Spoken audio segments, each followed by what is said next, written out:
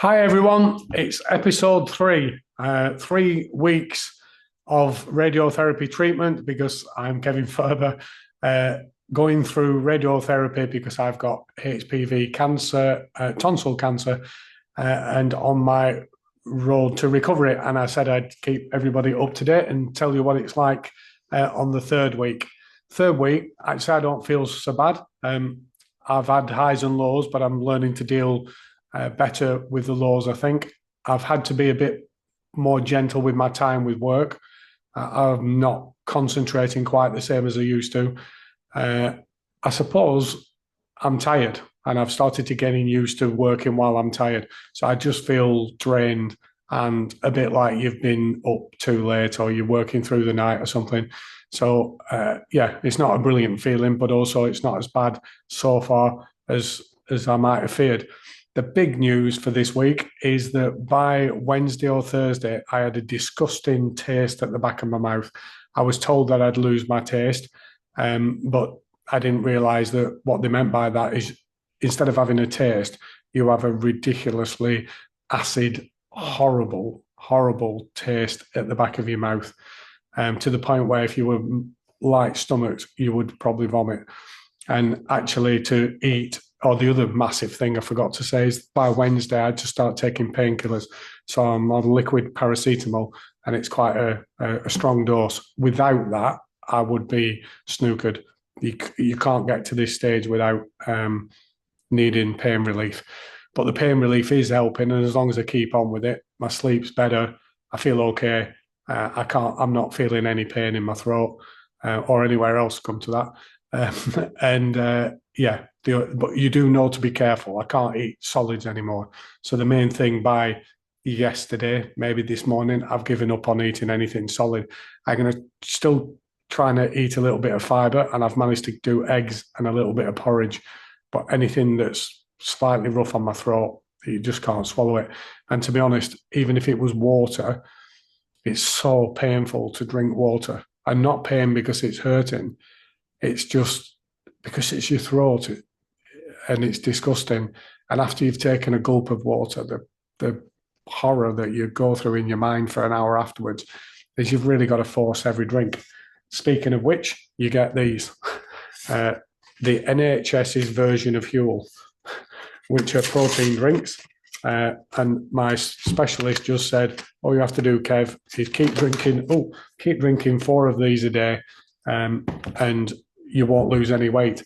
But I've been just about drinking 4 a day, but I've still lost weight. So I've lost half a stone. And first time in my life I've ever looked down at a pair of scales and thought, oh, that's bad. There's a few reasons why you don't want to lose weight, but one of them is the mask I'm wearing for the radiotherapy. If your face shrinks or your neck, it puts you in a really difficult position because you move your head, so you need to keep your weight on you. But there's no way I can eat food anymore. So I'm on a liquid diet for the next 3 weeks. Apparently you're going to get a lot more tired than I am now. I can imagine why you get tired because this can't be enough to sustain you, can it? But it tastes like Huel. It's just not got the same roughage in it. And if I'm going to consult with people and the specialist dietitian from the cancer ward and see whether the fibre that is in Huel is actually better for you because this tastes too much like milkshake. It's not bad, but it's the swallowing that's horrible.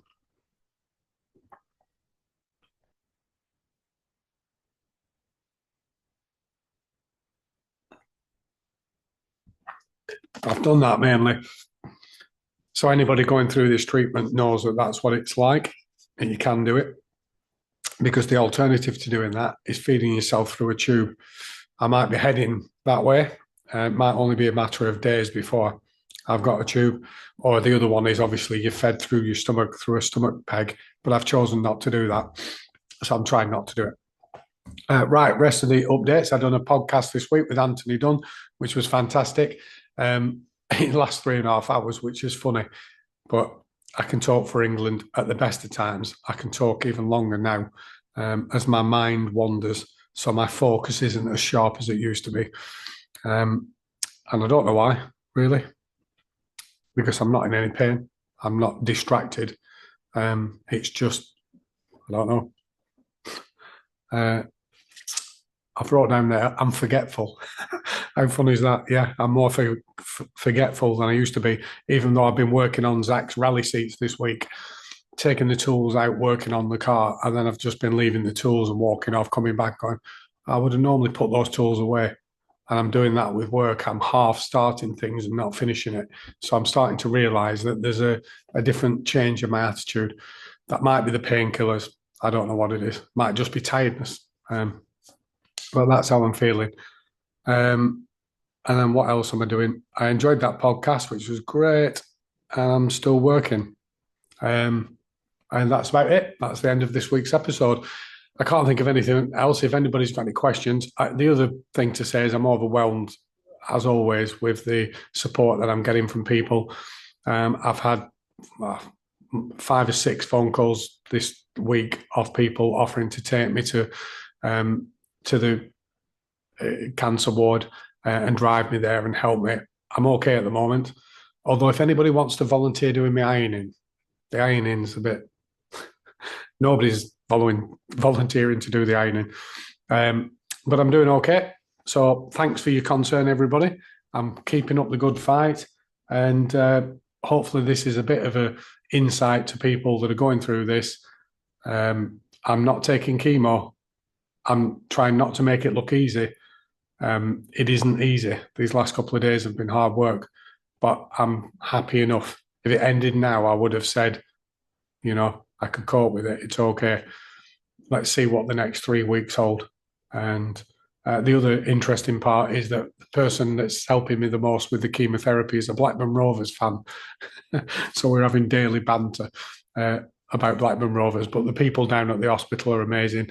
The Rosemere Centre in Preston it's so nice to be around people who are nice, and everybody there is lovely. So on that happy note, I'll bring it to an end. See you all soon. Keep the faith.